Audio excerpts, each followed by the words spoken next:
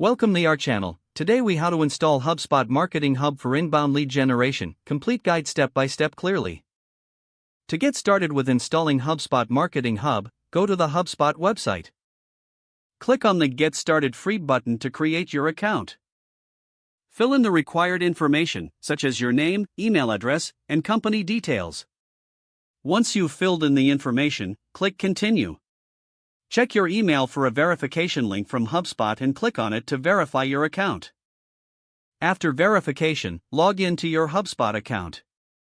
Upon logging in, you'll be directed to the HubSpot dashboard.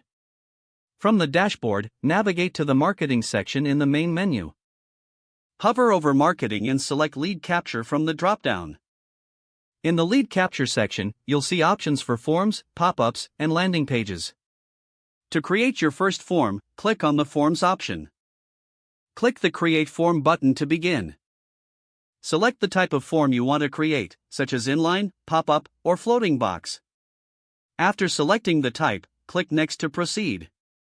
Customize your form fields according to your lead generation needs. Add fields such as name, email, phone number, and any custom fields relevant to your business. Once you've added the necessary fields, click Next to continue. Now, design the look of your form by choosing colors, fonts, and styles. Preview your form to ensure it looks good before publishing. After you're satisfied, click Publish to make your form live. Next, set up your lead capture notifications. Go to the Notifications section within the Lead Capture settings. Choose how you want to be alerted whenever a lead fills out the form.